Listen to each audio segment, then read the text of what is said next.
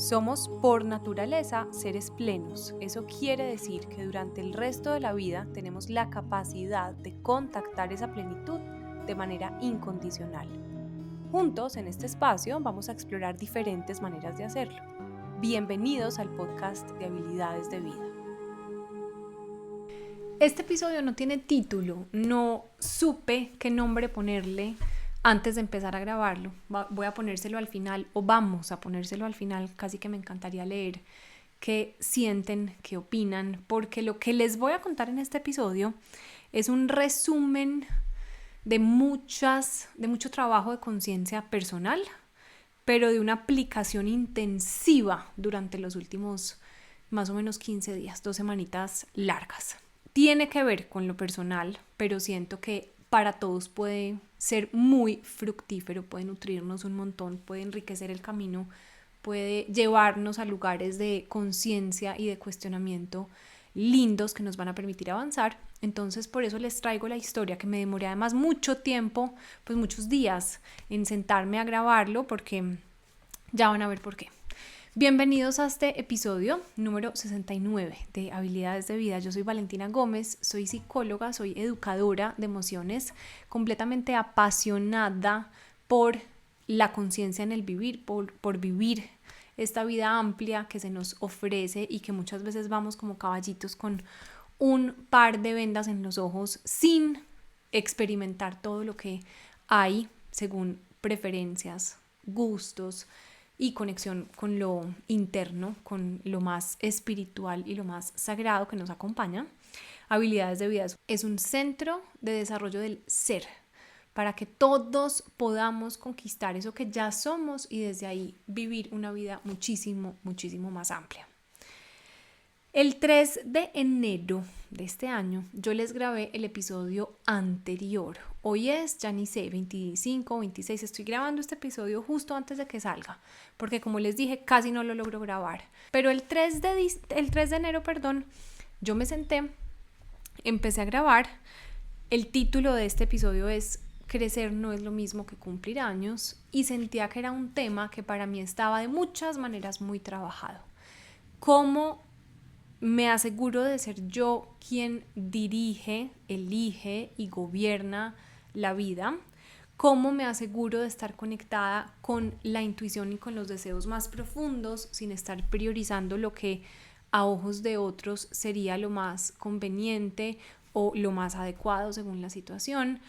Me he encargado dentro de mi proceso personal de mirar estos asuntos de frente de muchas maneras y a lo largo de muchos años. Entonces, cuando yo me senté a grabarles ese episodio, era básicamente para repasar, pero para ustedes. Días después, muchos pueden saberlo, otros no, les hago contexto. Estábamos en Corea en una aventura familiar por 1 mes y medio con mi esposo, con mi hija que va a cumplir 2 años. Y cuando organizamos el tema de los tiquetes, el tiquete de mi esposo estaba a través de la empresa que se lo llevó a hacer toda esta aventura y toda esta inmersión, y ellos definían fechas, horarios, vuelos, conexiones, absolutamente todo, y el lugar, o más bien, la conexión se hacía en Estados Unidos. Adelaida, que es nuestra bebé, no podía pisar Estados Unidos porque nos habíamos dormido con su visa, y eso hacía que fuera imposible viajar los 3 juntos. Yo debía viajar por otro lado con ella, así fue de ida, que fue un vuelo maravilloso, y de regreso tenía que ser igual.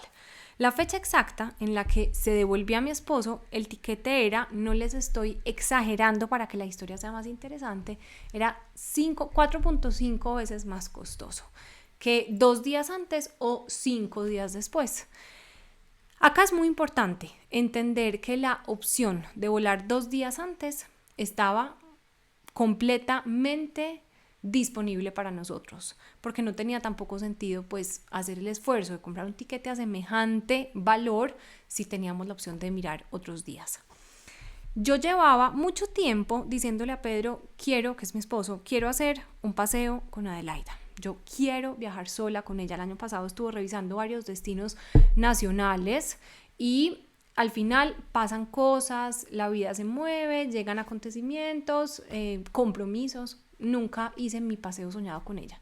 Cuando estábamos al frente de estas fechas, dijimos, yo me podría devolver 2 días antes, es más cómodo completamente, pero ¿yo qué quiero? ¿Dónde estamos también? Estamos en Corea. Yo le decía a Pedro, en este momento que no nos hemos ido, yo puedo sentir nervios y una ansiedad mayor por esos últimos días si yo me quedo con Adelaida, porque yo no conozco Corea. Yo no sé dónde voy a estar parada, pero pues realmente al final yo ya voy a haber llevado muchos días viviendo una cotidianidad allá y para mí no va a ser un lugar desconocido. Llevo 1 mes y medio allá y estoy segura que voy a estar súper bien.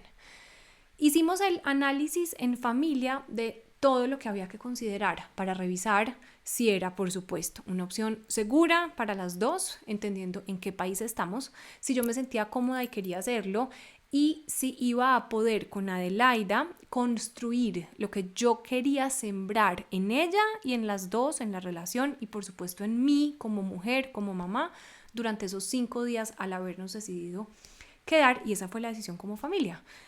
Perfecto. Pedro viaja 5 días antes y nosotras nos vamos a quedar en nuestro apartamento, en nuestro hotel, 5 días más. De ahí volamos a Adelaida y yo a Colombia. Por una parte que no es Estados Unidos, por supuesto. En mi familia, la comunicación tiene ciertas oportunidades de mejora. Yo siento que puede que yo no sea muy enfática en, ojo, nos vamos a devolver, porque no estábamos contando con la opinión de nadie más, sino con la nuestra y el análisis profundo. Finalmente la decisión se toma así, pero cuando llegaron los días previos, en donde ya era Pedro el que estaba empacando, donde ya al día siguiente salía, etcétera, y conversábamos por WhatsApp porque llaman a Adelaida y la ven y etcétera, ellos quedaron, hablé primero con mi mamá, quedó completamente asustada de la decisión de cómo iba a ser que yo me quedaba 5 días más en Corea con Adelaida. Colgamos y a las 20 minutos, media hora, ella me llama y me dice, mira, estuve conversando con el papá y realmente quedamos muy asustados porque cómo va a ser que te vas a quedar allá sola con la niña, no tienen a nadie a quien pedirle ayuda si algo les pasa. Ustedes claramente pudieron haber pensado en eso, pero es que nosotros tenemos más años, más experiencia, por favor. Entonces después pasa mi papá y me dice con un tono muy fuerte, que además era una irresponsabilidad de parte nuestra, que si el tema era económico, ellos estaban completamente dispuestos a hacer el pago de lo que el tiquete valía. Esto fue un evento muy importante porque a Pedro no le tocó ni una fibra, pero a mí me removió completamente por dentro.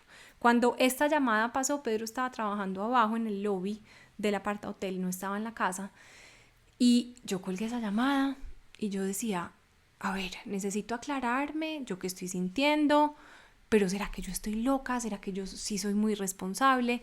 Hay muchísimas cosas que hay que analizar, pero lo que les quiero decir es, yo haciendo el trabajo consciente de elegir por mi vida y de saber que cada día me convierto más en la mujer en la que me quiero convertir, aún así, con conciencia y todo, se me removieron las fibras internas y lo que terminó pasando fue, yo me sentía muy insegura.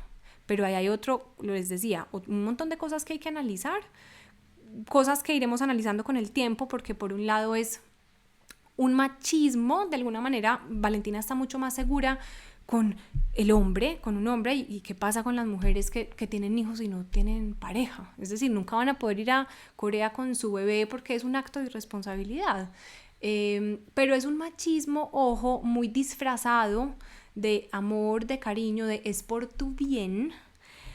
Por otro lado, es cómo sale ese prototipo de eres una niña, es decir, estás en peligro, tienes que estar acompañada por alguien más porque eres una niña.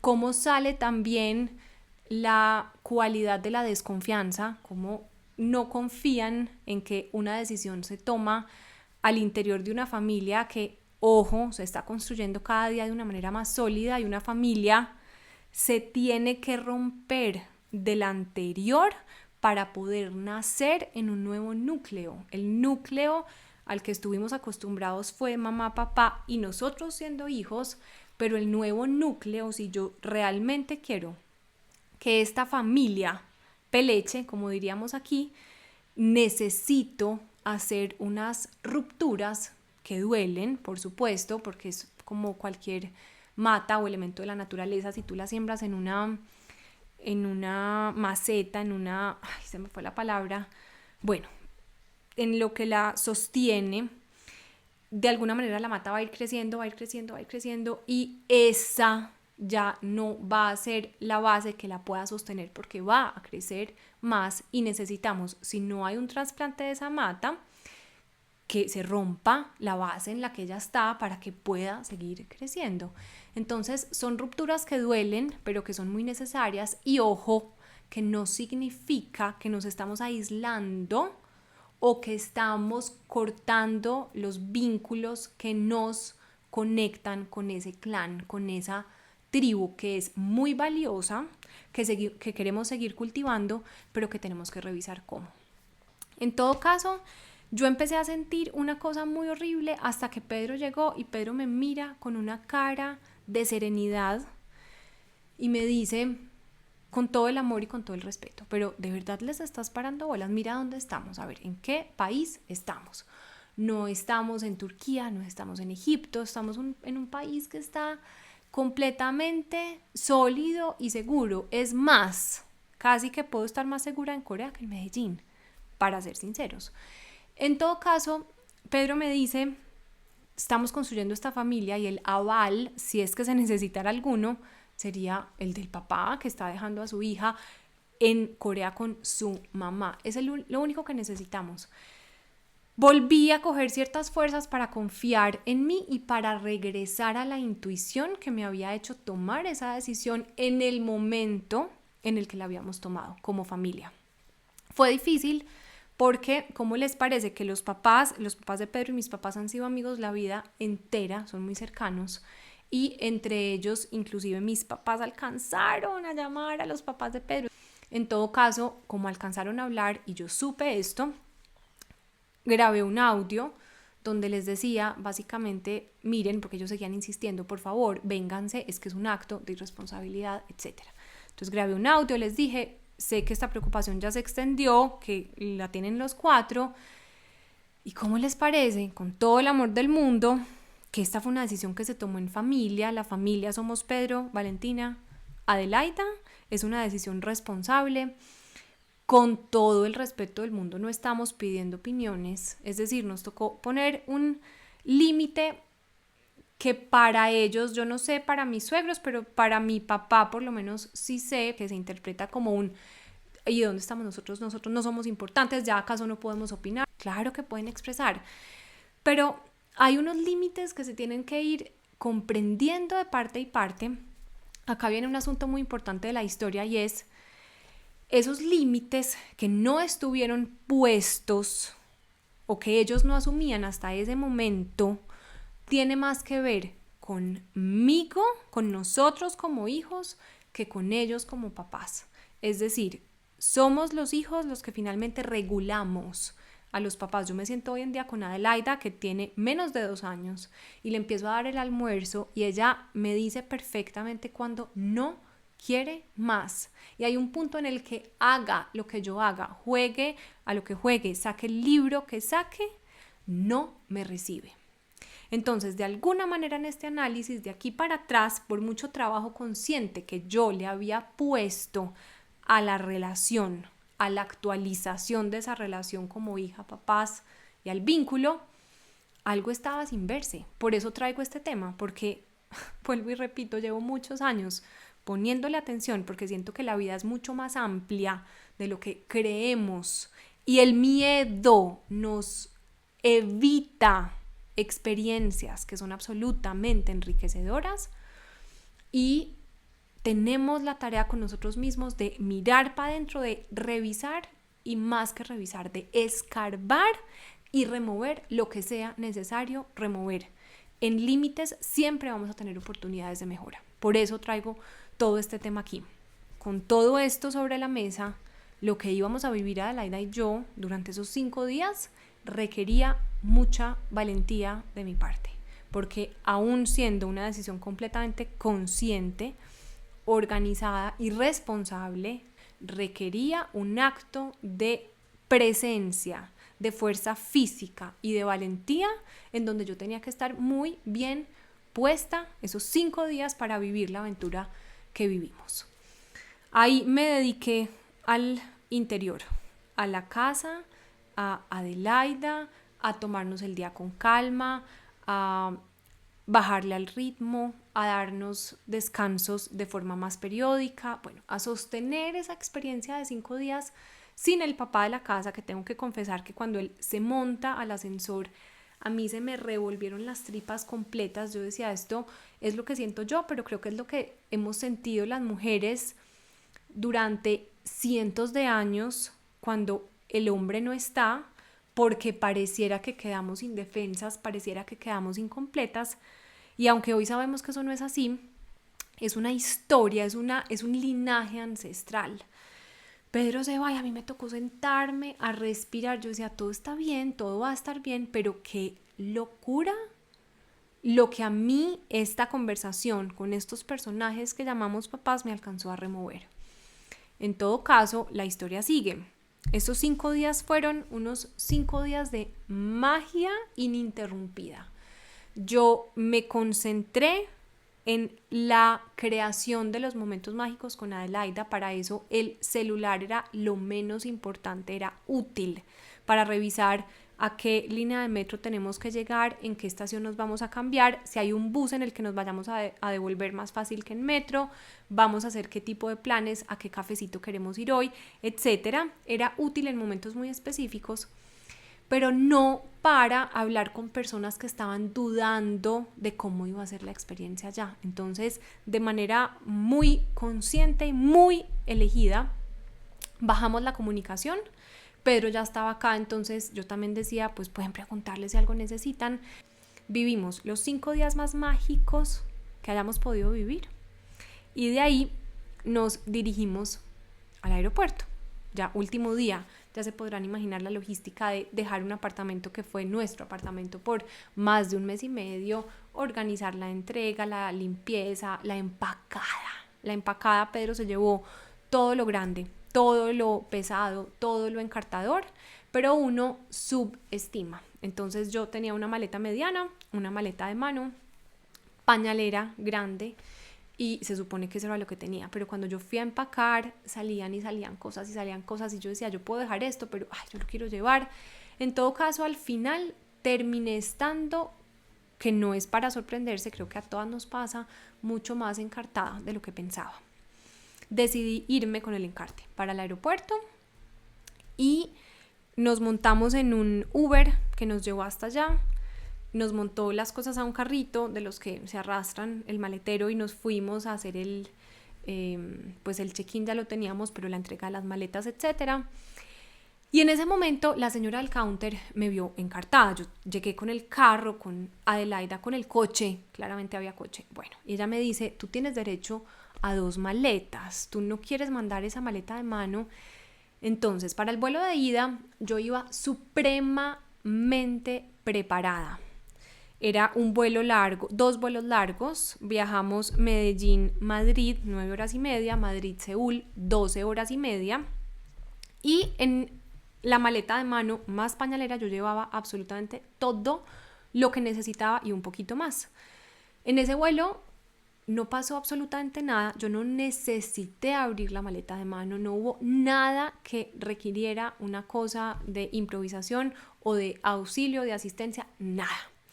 Y aquí yo me paré al frente de ese counter y yo miraba a Adelaida, miraba el coche, ella estaba feliz, dichosa, enérgica, completamente tranquila, jugando, y yo veía ese encarte y dije, ¿será que mando esta maleta? En la maleta que tenía todo lo que es extra que de pronto uno puede necesitar. Lo que les voy a contar ahora es una grandísima primiparada.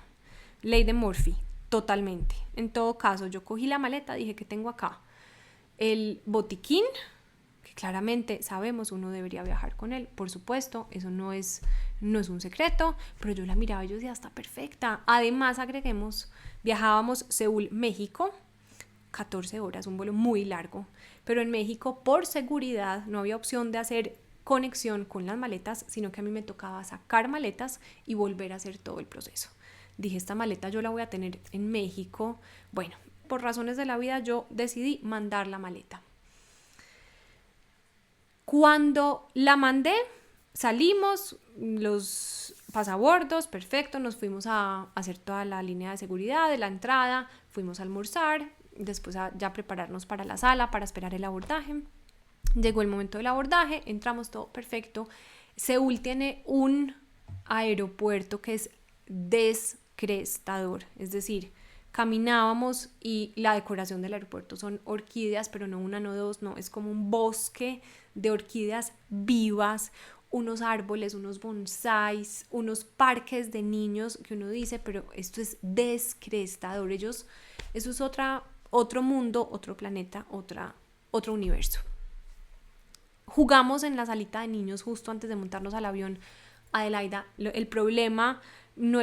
pero lo más lindo con ella es que, y en el vuelo de ella me pasó, me tocaba pedirle silencio, ya era de noche, bajaban las luces, cerraban las cortinas, la gente se dormía y Adelaida tiene una alegría en su alma que la desborda. Ella habla duro, ella baila, ella grita, ella es expresiva. Entonces me tocaba era gestionar la energía. Estábamos tal cual, de la misma forma, antes de montarnos a ese avión. Nos montamos al avión, nos sentamos, pasaron de una manera perfecta las primeras 3 horas de vuelo y a las 3 horas ella empezó a buscarme como el hombro y a recostarse y a estar como decaída. Era hora de que ella estuviera completamente despierta porque no era hora de siesta, no era hora de dormir por la noche, todavía eran las 4:30 de la tarde, el vuelo salía a la 1. Y yo la empecé a tocar y estaba hirviendo, roja, hirviendo, pero les puedo jurar que fue de 10 minutos a los siguientes 10. Completamente roja, hirviendo, y dije, esta niña tiene mucha fiebre. No sé qué puedo hacer esto, vamos a esperar. La fiebre fue creciendo y ella empieza a toser. A la media hora me empezó a hablar muy maluquita y me hablaba ronco. Adelaida ha tenido episodios, un par de episodios antes, de croup, que es como una infección viral respiratoria que les impide respirar bien. Y cuando yo me di cuenta que era croup, porque son los típicos síntomas, lo que se lo activó después, ya hablando con la pediatra y con mi hermana, fue el cambio de temperatura. Yo me puse pálida, éramos una combinación perfecta entre rojo y blanco, completamente pálida, y yo no tenía el botiquín a la mano porque lo había mandado en la maleta. Yo sé, no me regañen, es suficiente, ya lo pasamos, ya sobrevivimos, lección aprendida, primiparada absoluta, total, no hay nada que conversar al respecto. En todo caso, yo dije, vamos a estar bien, pero pues claramente era una angustia muy grande porque yo la sentía a ella muy maluca y nos faltaban 11 horas de vuelo. 11 horas donde tú mirabas el mapa y estabas encima del océano. Esta vez era Seúl, México, dimos la vuelta completa, ahora nos devolvimos por el otro lado. Y yo miraba el tiempo y claramente el tiempo no avanzaba. En un momento la vi, me paré y me fui caminando más rápido hacia atrás a ver cómo nos ayudaban las azafatas, y en ese momento Adelaida, mientras yo caminaba, se vomita en la mitad del pasillo. Esto voló por todo el pasillo, pero además pues claramente encima de mi ropa, eso no podía faltar. Y yo llegué atrás y les dije, esta niña está muy maluca, yo quiero que preguntemos si en este vuelo hay algún doctor, por lo menos para mi tranquilidad. Pero claramente en ese momento los recursos, las habilidades de vida, las herramientas, todo estaba completamente esfumado. Era un modo supervivencia activo en donde esta parte del cerebro, que es la que nos conecta con la conciencia, está en modo reposo, en modo off. Había un doctor coreano, había un azafato, no sé cómo se llama el hombre, perdón, que sabía traducir, sabía coreano y sabía español, entonces era el traductor. Bueno, entonces este doctor la escucha, me mira, me dice, ponla muy caliente, caliéntala. Yo sé que sirve el frío porque para el club hacemos terapias de frío, pero en este momento ella necesita estar muy calientica, dale algo para que tome caliente y bueno, ella va a estar bien, pero yo estaba muy angustiada. En todo caso, el resumen es, claramente estuvo bien, en este momento está perfecta, pero fueron 11 horas de hacer una fuerza muy visceral. El cuerpo estaba en una supervivencia y ya sabemos cómo funciona la cabeza. Siempre a nivel de cuál es el escenario más catastrófico posible, el siguiente más catastrófico y así sucesivamente. Es decir, para ella pensar en cosas lindas o en soluciones es una misión imposible. Estuvo combinado de muchos detalles malucos. Yo iba claramente sola. Después les dije a las azafatas, este pasillo quedó vuelto nada, ¿qué podemos hacer? Y me dicen, no, eso lo debes limpiar tú, nosotras no estamos autorizadas, esos son los papás. Ni una sola ayuda para nada. Entonces era entre la cambiada de ella, yo no me pude cambiar. Entonces limpiada mía, mi ropa estaba en la maleta. Como les digo, el aprendizaje estuvo completo y clarísimo. Me tocó dejarla en la silla un momento y ponerle la pantalla y decirle al vecino que por favor la mirara un segundo mientras después cuando ya estaba recuperada, obviamente el pasillo quedó sucio 2 horas, pero ya después entonces vaya, limpie el pasillo, organice, bueno, muy maluco el momento, muy maluca la experiencia.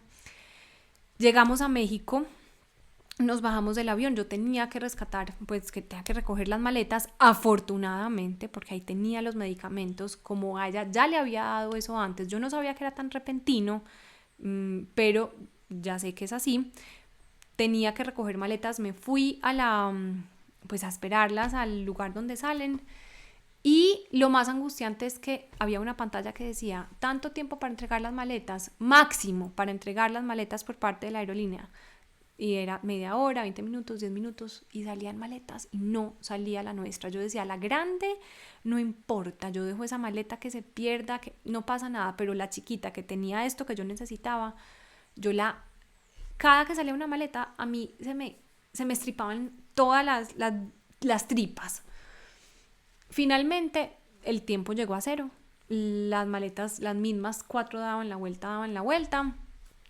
Yo ahí estaba supremamente angustiada todavía, entonces llamé a una gran amiga, a 2 grandes amigas, una en Medellín, otra en México. Le decía, ¿qué podemos hacer? La de México es médica, entonces también yo decía, si no me llega la maleta, que me mande una fórmula, yo compro aquí las cosas que necesito. Entre todas estas era Adelaida en el coche, la fiebre aplasta a los niños, claramente. Yo casi siempre le dejo la fiebre si no es más alta de 39, que fue algo que me enseñó mi hermana, porque la fiebre ayuda a combatir lo que sea que tengan. Pero yo no tenía como tomarle temperatura y yo decía, esta fiebre es más alta, necesito esa maleta. Bueno, finalmente llegó la maleta, pero hice más fuerza, creo que de la que había hecho en el avión. Igual en esos momentos, cuando ya el cuerpo está tan desequilibrado y tan desestructurado, pues todo es una cosa que aplasta aún más. Sale la maleta, en ese mismo espacio yo la abro, busco el medicamento, estoy hablando con mi hermana por teléfono, me dice dale tanto, saco, le doy y dije bueno, hay que esperar que esto actúe, por ahora hay que esperar la otra maleta, de aquí salir otra vez a hacer todo, a entrar de nuevo, a entregar maletas, a hacer seguridad, etc. Yo tuve, después de ese vuelo de 11 horas de fuerza física, un agotamiento crónico que activó una crisis de ansiedad miedosa que no había sentido antes. Pero entre eso y la montada al avión, porque teníamos que llegar de México a Medellín, que había una escala de 5 horas, yo decía, tengo 5 horas para recuperarme, necesito tomar agua, necesito comer, necesito bajarle a este ritmo interno, necesito respirar. Entonces en ese universo de qué hago y cómo me cuido, pero no soy capaz, lo único que llegué a pensar fue, yo no sé si tengo las herramientas para montarme al siguiente vuelo, no sé si logre otro vuelo de 5 horas donde claramente la mente lo que dice es, se va a repetir lo que ya viviste, vas a volver a sentir lo mismo y va a ser fatal.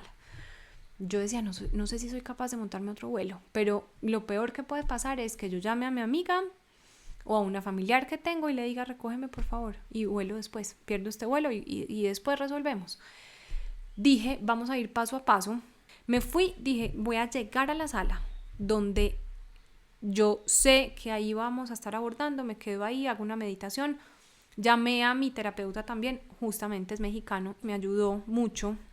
De ahí, entonces lo que terminó pasando fue, nada pasó. Abordando, me monto, ese vuelo fue muchísimo más tranquilo. Adelaida estaba mejor, pero todavía apagadita, encapsulada, maluca, es decir, su cuerpo necesitaba descansar.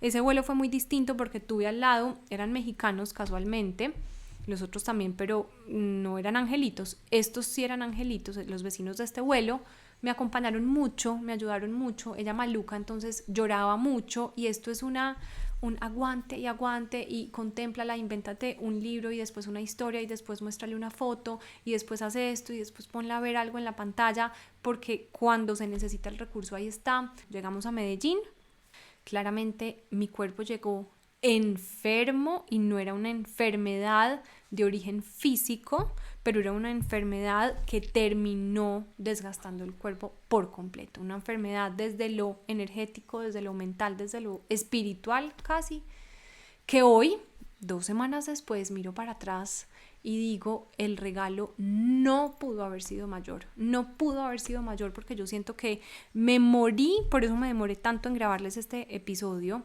No hubo el episodio del podcast, que saben que es semanal, la semana pasada no hubo, pero no pretendí que hubiera. Yo estaba volviendo a nacer, en otro planeta, en otra dimensión, en un nivel de autocuidado que requerían mis cuerpos demasiado alto.